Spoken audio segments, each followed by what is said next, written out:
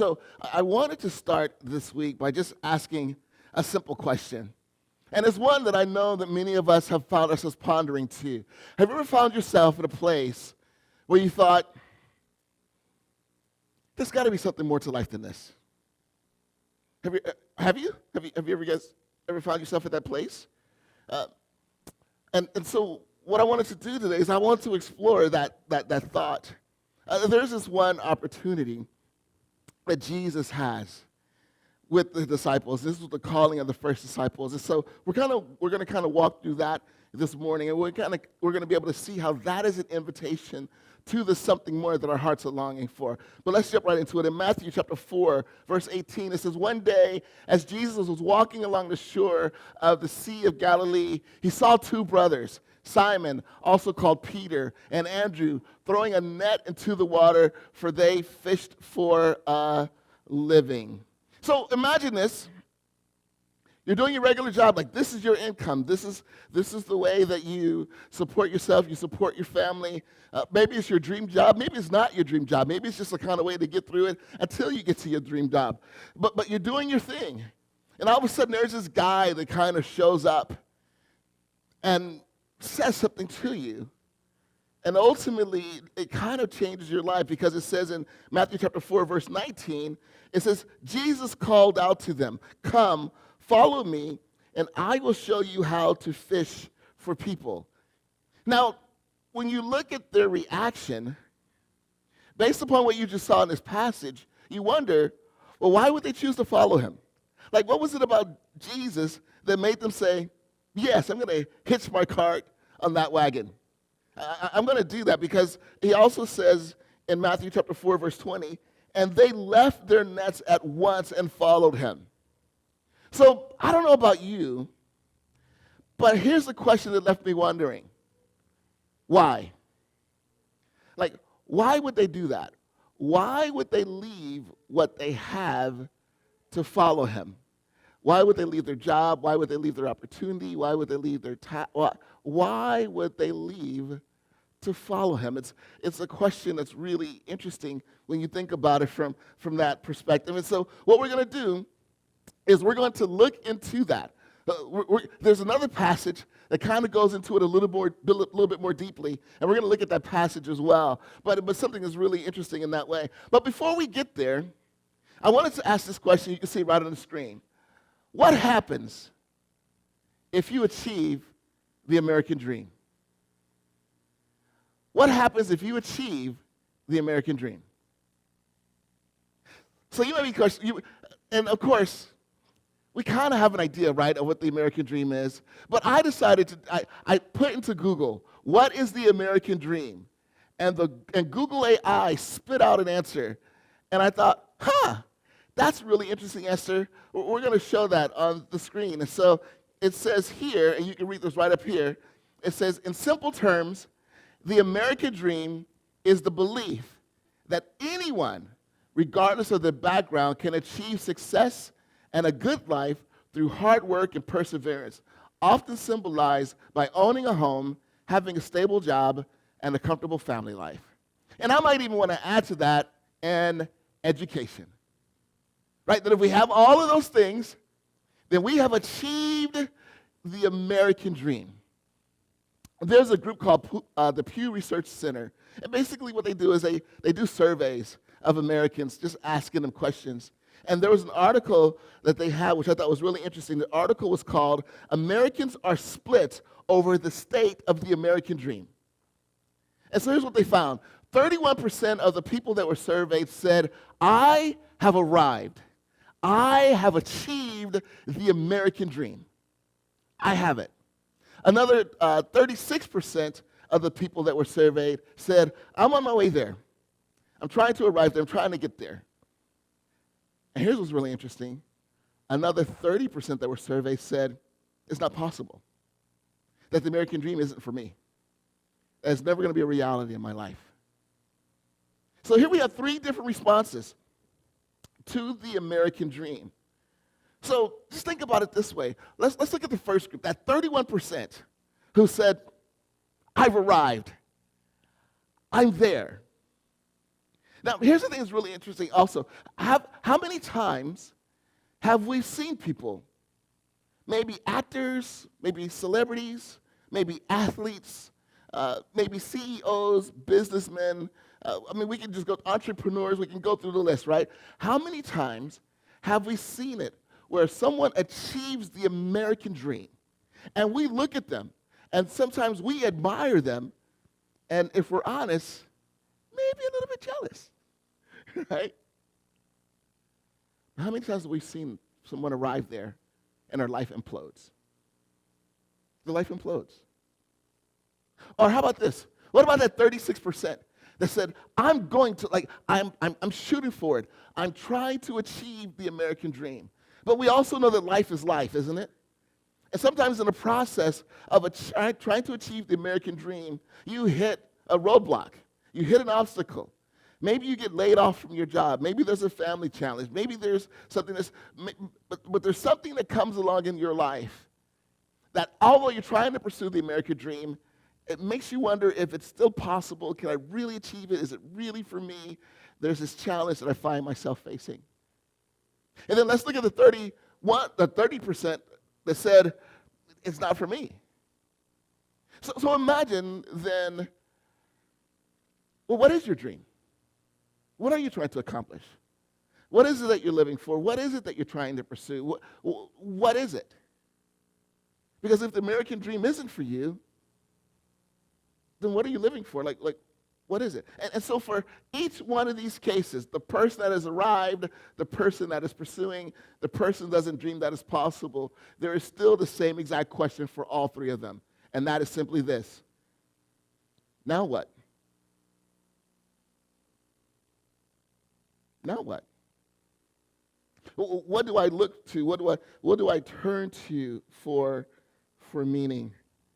And so here's what we're going to do is we're going to go back and we're going to look at the first encounter that Simon Peter has with Jesus and the calling that he experiences that day. What's great, if you look through the book of Luke, it goes to this account, but it gives you more detail about this account, and it also gives you more insight into why the disciples decided to go ahead and leave everything to follow Jesus. So let's go ahead and look at that. It says in Luke chapter 5, verses 1 through 3, it says, one day as Jesus was preaching on the shore of the Sea of Galilee, great crowds pressed in on him to listen to the word of God. He noticed two empty boats at the water's edge, for the fishermen had left them and were washing their nets. Stepping into one of the boats, Jesus asked Simon, its owner, to push out into the water. So he sat in the boat and taught the crowds from there. So it says the disciples are, at this point, the people who were eventually disciples, it says they were washing their nets. So basically what they're doing is they had been fishing all night. And so now Jesus shows up, and so as they're fishing their nets, it means they're done. They were cleaning up. They were getting ready to go home. They were calling it a day. And if you go back and if you look, you'll find out a little bit later, it was an unproductive night. So could you imagine working all night? You've accomplished nothing. You've not achieved your goal. You're done. What do you want to do? Go home. Exactly. I am done. I'm done. Maybe put my feet up and watch Netflix. I'm done. I want to go home. And all of a sudden, Jesus shows up and says, hey, let's push out a little bit further. I think about, here's the thing that's really interesting. I used to work at the South Bay Galleria. And the store that I used to work at is no longer there. But the thing that's really interesting is now my daughter works at the South Bay Galleria, and she works in the same space that the store that I worked at 30 years ago. She's in the same space, which is really interesting. But I remember back then, and you know what it's like. You've been working all day. You've been working your shift, and you look, and it's 30 minutes to close. And you're like, I'm going home in 30 minutes. And then you look at the clock again, and it's now 27 minutes, but it felt like half an hour already, right? You remember that? How the clock would just slowly tick, tick, tick when it's time to go home. But then you look at the clock, and it's like 15 minutes to go. And then at 10 minutes, customers come in. And there are some customers that come in that you can say something like, hey, we're going to be closing in 10 minutes. And they'll say, you know what? I know exactly what I want. And they go, they get what they want, they get their stuff, and they leave, and they're done in 5 minutes. That customer, I don't mind. But there's the other customer. We're closing in 10 minutes. Oh, yeah, okay. That customer. And they're shopping, and they're looking around, and they're looking around, and they're looking around. And then you walk up and say, hey, we're closing in 5 minutes. Just want to let you know. And they're still looking around and looking around. And then you're like, we're closing in 1 minute. Just want to let you know. We're closing in 30 seconds. Just want to let you know. And they're looking around. And then eventually, you know what you do is you go over and you start flashing the lights off and on. Like, get the hint. We want to go home, kind of thing. And it seems like they just won't leave. They just won't leave. So imagine that you're Simon, you want to get home to your wife, and now here's this guy that shows up. That says, hey, can you cast out so I can teach? So you're like, all right, so you do that, and he teaches. But then this continues on, and it says this in Luke chapter 5, verses 4 and 5. It says, when he finished speaking, he said to Simon, now go out where it is deeper, and let your nets down to catch some fish. Now, no, wait. I'm done, bro. Right, I just want to go home. But to catch some fish. And it goes on, Master, Simon replied, we worked hard all last night and didn't catch a thing, which is translated as, you joking, right? But he says something really interesting. But if you say so, I'll let the nets down. I'll let the nets down. So just imagine now this interaction that Simon is having with Jesus. And just imagine the inner turmoil that he's having. And I wonder if he moved out further because there was something about Jesus' teaching that spoke to him. There was something about it doesn't tell us what Jesus was teaching in that moment, but there was something about Jesus. There was something about his authority. There was something about his teaching that he was like, all right, if you say so, we'll go out and we'll do it. We'll go out and we'll do it. And I wonder, because we've done this, where you've done all you can, and it hasn't worked. And there's always somebody, right, that comes along and says, well, why don't you try this? I tried it, buddy. Who do you think you're talking to? You think I haven't exhausted all my human opportunities? So I wonder if there was like that inner turmoil. Like, geez, he's telling me to drop the fish. Fine, I'll go out and do it. But it's just a waste of time. I've been here all night long. What does he know? He's just a teacher. Kind of thing. That's whatever it might be. But it says then he gets out there, and in Luke chapter 5, verses 6 to 7, it says, and this time their nets were so full of fish, they began to tear. A shout for help brought their partners in the other boat, and soon both boats were filled with fish and on the verge of what? Sinking. So Jesus, in this moment, Jesus gives them the taste of sweet success. Of sweet success. So maybe before they went out, they're fishing all night because they have to pay some bills. Because we've been there, right?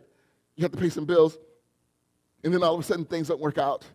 That check that you thought was going to come, that job opportunity you thought was going to show up, there's something that you had relied on, and all of a sudden it doesn't come.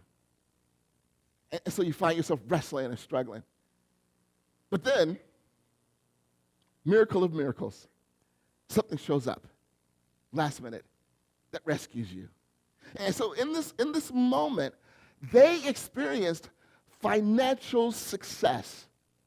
Because of this haul, they would be able to pay their bills. They would be able to do whatever it is that they needed to do. Like, they were in the place where really they were experiencing maybe the Israeli dream, right? They were having that moment of experience, that moment of success.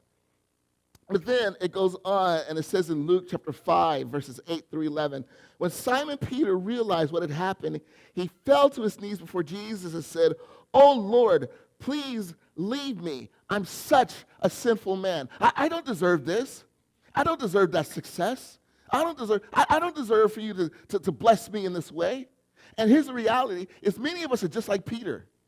We do the same thing when God blesses us. But God, I've messed up. I've done this. I've done that. I've done this. I've said this. I've done that. And so, God, I am so unworthy of your blessing. But then it goes on. It says, for he was awestruck by the number of fish they had caught, as were others with him. His partners, James and John, the sons of Zebedee, were also amazed. And Jesus replied to Simon, don't be afraid. From now on, you will be fishing for people. And as soon as they landed, they left everything and followed Jesus. Now think about that. This is the haul. They left that haul. They left the financial success. They left the fulfillment. They may have even left an answer to prayer. And they followed Jesus. And I love that this calling is at a moment where they've experienced success. Because you know how some people are? Some people are like, well, you chose Jesus because you didn't have a choice. Right? You chose Jesus because you were suffering. You chose Jesus because you needed a crutch. But that wasn't the case for them. They had experienced financial success. They had experienced the dream in this moment. And they left it to follow Jesus. So what was it that Jesus offered to them that they saw as being worthy and greater than financial success? What was it? What was it? And so here's my point. You can see this right on the screen. The only thing that the American dream accomplishes is making us feel like there's something more to life than this. There's something more to life than this. Because think about it. I mean, really, I am going to invest the entirety of my life to going to school, getting an education, getting a job or a career, hopefully earning some things, maybe becoming a CEO, maybe becoming a multimillionaire, which is fantastic and great. I'm going to invest my life and do that. Then I'm going to retire and what? What? Yeah, those are options. But there's a point where you'll travel so much and rest so much. And then you'll still find yourself at this place going, now what? Now what? Because here's the thing, and please don't get me wrong. I want to make sure this is really clear. I'm not saying the American dream is wrong. I'm not saying that it's wrong to get an education. I'm not saying that it's wrong to work hard. I'm not saying that it's wrong to pursue opportunities. I'm not saying that. As a matter of fact, sometimes because you do those things, there may be doors that God will open for you to connect with people that, for example, I would never cross their paths. But you may cross paths with them, and as a result of that, it may open up the door for them to be able to come to know Jesus and who he is. So I'm not knocking, I'm not saying that it's bad. I'm just saying it's not enough.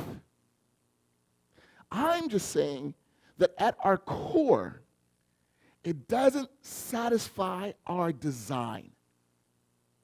It doesn't satisfy that part of us that wonders, will my life matter?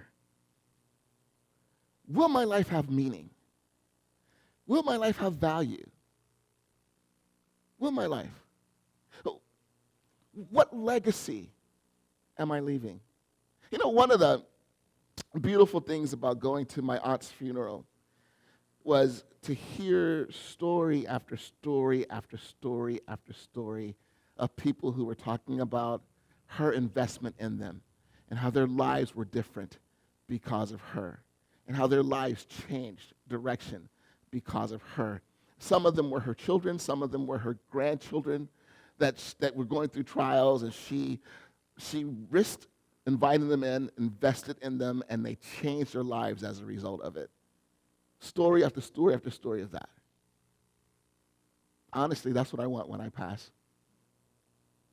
I want people to be able to say, my life was richer because Ken is in it, or Ken was in it. That I'm a different person because Ken was there. That Ken saw something in me that no one else saw. And so he invested in me and loved me and cared for me. And the result of that is that my life changed because of it. I would love for that to be my story. So that's why we're doing this series. The series we're doing right now is called You're Invited. And so what we did in week 1 of this series is we looked at the invitational life. And I challenged us to say, look, let's make sure that as Christians, what we're doing is we are not living the life of confrontation. Let me lead people to Jesus by out-arguing them into the kingdom. We said that doesn't work. Or the project-based life. Let me make people my project to try to lead them to Jesus. But then if they don't, then what do?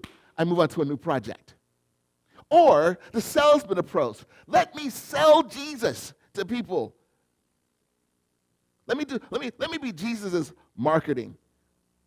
Let me do that. We said no.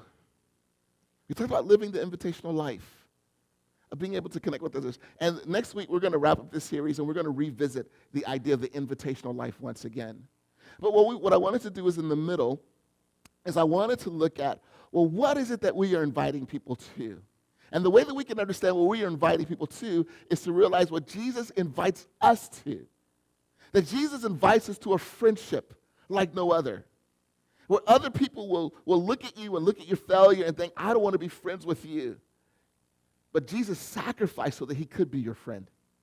He gave his life so that he could be your friend. And then we also looked at last week, we talked about the invitation that Jesus gives us to this idea of being able to let go, that we hand our burdens over to him.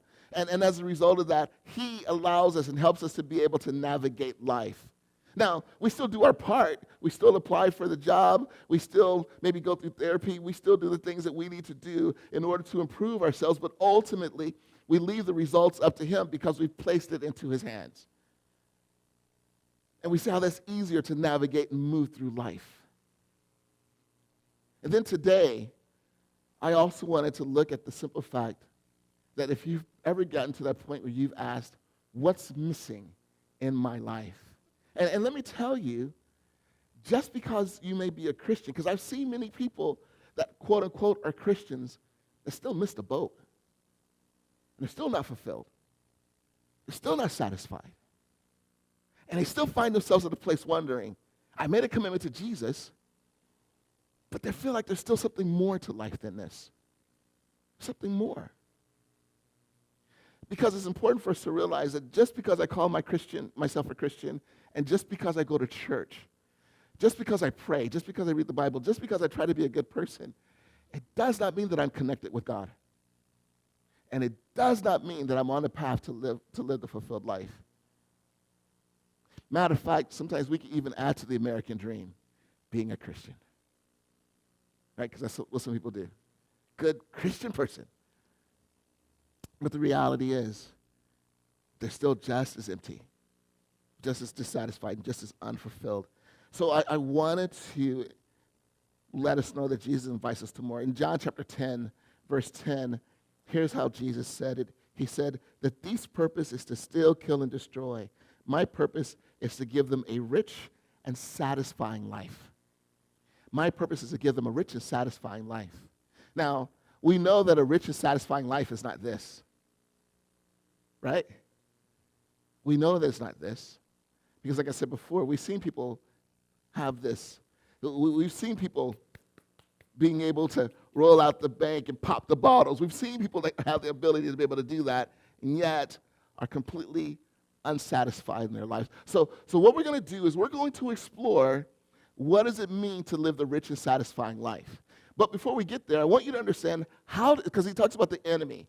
And the enemy desires to steal, kill, and destroy. See, many of us, when we think about Satan trying to steal, kill, and destroy, we think about Satan trying to get us to do bad stuff. Temptation. bad stuff. And he may tempt us to do things that will throw our lives away. But there is a more effective tool. There's two more effective tools that he will use that will cause us to not live the life we were designed to live. And you can see this right on the screen. That the greatest tools that Satan uses to steal, kill, and destroy our lives are tempting us to live a distracted life or a life that never mattered. To live a distracted life or a life that never mattered. And see, that's the problem sometimes with the American dream, is the American dream, it's a distraction. It's a distraction. And we find ourselves pursuing this, thinking when I get there, when I arrive, when I have it, that I'll be satisfied, I'll be fulfilled, that my life will have meaning. And then we get there, and all we have is a large bank account, a great house, a wonderful car, a great job, but still we are just as empty on the inside. Just as empty. So as we look at that, what Satan does is, if he could just cause you to be distracted. The other way is, if he caused you to live a life that never mattered, where you never impacted the life of another, where all of your abilities, all your gifts, all your talents, all your pursuits were all about bettering your own life, but never touching the life of somebody else that you had an opportunity to be able to touch, build, encourage, and uplift. You know, one of the poems that I've read in the past as we talk about life is a poem called The Dash. And it says, basically the idea of the poem is, on your gravestone, there will be three things. There will be one date that marks your birth. On the other side of that will be another date that marks your passing. But between those, there will be a dash. And the question will be, what was the quality of your life in the dash? And so that's what I'm looking at, is how do we live the best dash possible? And so we can start with Jesus. In Matthew chapter 20, verse 28, Jesus says, "For even the Son of Man came not to be served, but to serve others and to give his life as a ransom for many." Now here's the thing, it's really important. Jesus was God in the flesh. If there's anyone who had the right to be able to do whatever it is that he wanted to do, it would have been him. If there's anyone who had the right to live for his own success, it would have been him. If there's anyone who had the right to declare, "I am God, and you shall serve me, wash my toes." If there's anyone, I know, I got into character on that one, right? And the Oscar goes to, thank you so much. I'd like to thank my mom. No, but I think really highly of myself. Such a good actor. But he had the right to do that. And hey, watch it, mother-in-law. And he chose to make it not about him, but to serve. And the reason why I say that is because so many of us make life about us. And I can tell you, one of the main reasons why you have Christians who are not satisfied with their life is, although they go to church, they still make life about them. It's about them. So here's the thing, and this is important, and you can see this right on the screen. A great life is measured by how much it gives, not how much it gets. It's measured by how much it gives, not how much it gets. And so Jesus says, "Follow me, and I will make you fishers of men." Now, I want to make this really clear. I'm not saying you need to leave your job to follow Jesus, because the church needs your tithe. No, just joking. Just joking. But I'm not saying that. I'm not saying leave your job to follow Jesus. But what I'm saying is embrace something more. Embrace something more. But also realize that if you decide to follow Jesus, and live a life where you decide to focus on giving more than getting. It will be a sacrificial life. It will be a life where maybe you don't make as much money as you could have. It could be a life where you don't have as much stuff as you could have. It could be a life where you don't live where you would have liked to live.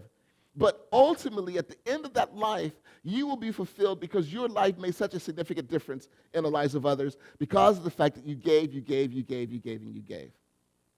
And you found ways to be able to uplift others as a result of it. And here's the thing that I found is, sometimes when you sacrifice for others in a life of service, it's not always rewarding. Not everyone that you will serve will say, I am so thankful. I am so thankful for you. We see it at the mobile food bank. There are people who come through the mobile food bank and they are just as entitled as all get out. And they will look at you and say, I don't like that kind of peanut butter. Do you have something? Do you have crunchy? I don't like creamy. Do you have crunchy? Or I don't like that kind of rice. Or I don't. And my thought is, well, are you truly hungry? Right? Are you really hungry? Because I don't care what you give me if I'm hungry, right? But then there are also other people who come through and they are like, I'm so grateful. I'm so thankful. There's this one time where Jesus came across these lepers. And for those of you that are familiar with leprosy, it's a skin disease that you get. And eventually, if it's not treated, it can actually begin to cause you to lose your limbs. It's a pretty intense disease. And so Jesus comes across these 10 lepers and heals all 10 of them. And this is where the story picks up in Luke chapter 17, verses 15 through 19. It says, one of them, when he saw that he was healed, came back to Jesus shouting, praise God. He fell to the ground at Jesus' feet, thanking him for what he had done. This man was a Samaritan. And Jesus asked, didn't I heal 10 men? Where are the other 9? Has no one returned to give glory to God except this foreigner? And Jesus said to the man, stand up and go. Your faith has healed you. Where are the other 9? And see, this is what's really important. Like, if you're going to live a life of sacrifice and give and uplift others, you cannot base your life on people being grateful. You can't, because it will undermine your commitment. But there are moments where there is that one that comes along, the one that you see, and that inspires you. That's why you do what it is that you do. If you focus on the 9, you'll be disappointed. But if the door opens for that one who's truly grateful, who's truly, truly grateful. And see, here's the thing that I thought was really interesting. I want to touch base on this in this passage real quick. Jesus says something really interesting. Because when we look at the first part of this passage, is that the 10 lepers came and they were what? They were healed, right? It says they were healed. So they were healed of their disease. They were healed of their circumstance. They were healed of their situation. But only one came back. And Jesus says something really interesting. He said to that one, go, your faith has what? Your faith has healed you. But wait, wasn't he already healed? Right? So why would Jesus say your faith has healed you? And this is the part that's really important. See, the reason why we do what it is that we do is there will be people where we'll invest in their life and their life will change. And they'll never be thankful. They'll never express any gratitude at all. But for this one, when he came back, it wasn't just his circumstance that was healed. Although that was great. He came back with gratitude. He came back with trust. He came back with hope. He came back with faith. And Jesus said, Your faith has healed you. So not only was there an outward healing, there was a spiritual and a heart healing that happened inside of this person. And that's the reason why we do ministry. That's the reason why we give. For that one person or persons that reflect the change. You know, there are people in this church that inspire me. And I wish I could say all the names, but we would be here a long time. So I just want to share with you a few people that inspire me. And that's not to say anyone's any less. These are just people that I really I wanted to share about this morning. And these are the people that make me excited about why it is that I do ministry. Now, let me tell you, all of you make me excited. So let me make that really clear. You all do. But I just wanted to point out a few. One person I wanted to point out is David. One of the things that I really love about David is I have seen, since he's been coming to Encounter, I have seen how his heart has changed. And the beautiful thing about David is when David walks into the room, joy walks into the room right along with him. It really does. He brings a smile. It just uplifts your heart. It uplifts your soul. And it uplifts your spirit. That's one of the reasons why I do ministry. Another person that inspires me is Cam. Here's a young man who just turned 18 years old and is on fire for God, passionate about him. He is compassionate. He is caring. He looks for ways to uplift and encourage other people to support them. And there are times, you know, he's uplifted me. He texted me, "Hey, Ken, how are you doing? Just want to, you know, that I'm praying for you while I was in Atlanta." He reached out to me, but that's the kind of heart that he has. But it's been great because I've been able to invest in him, and so I've been able to see the growth and development that has happened in his life. That inspires me. That's why I do this. Another person that inspires me, she's actually not here today, is Tressa. Tressa has a heart for Encounter that I'm so blessed by. She loves to come and serve. You know, she supplies the refreshment table. So what we do in our budget is we vote on an amount to, you know, for the refreshment table. It's about that we can afford. And so what we do is we give her that amount to help to be able to fill the refreshment table. But I'll be honest with you, it's not enough. It really isn't. It's just what we can afford. So you know what she does? She funds it on her own. Whatever's extra that we don't have to be able to carry, she funds it on her own. That's why TJ tells the joke. Only take one. You know who you are. So that's kind of the heart behind that joke is, like, she funds that, and so we want to respect that and honor that, but we also want to be able to supply, because she wants people when they come to Encounter to feel welcome. And she texted me. She sent me a text saying, "Hey, Ken, I'm not going to be at church on Sunday morning." So you know what she did? She came in on Friday night. She came in on Friday night and filled the refreshment area so that we can make sure we have it this morning. See, that's the people that inspire me. That's the kind of passion that inspires me. And like I said before, I can go through the list, and I can begin to point out some others in this room that inspires me, and I can point out some other people that are not in this room that inspire me. But the beauty of it is when you're living a life that matters, there will be your one. There will be the one that uplifts you, that encourages you, that moves you forward in what it is that you do. So here's the thing that I want to encourage you with.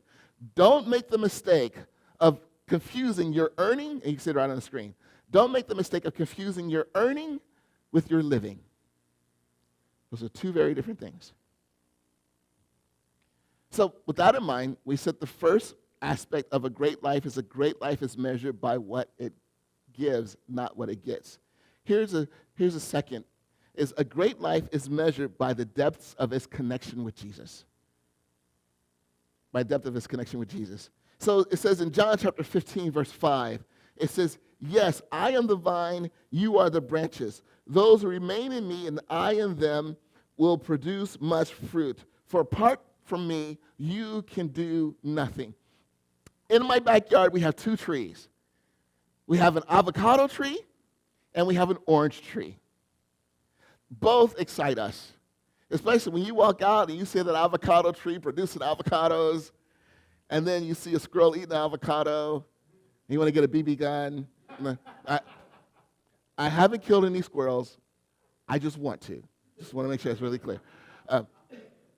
But when you get avocados from that tree, or when you go over to your orange tree, and then you see, it's beautiful to see this producing fruit. Our orange tree is producing right now.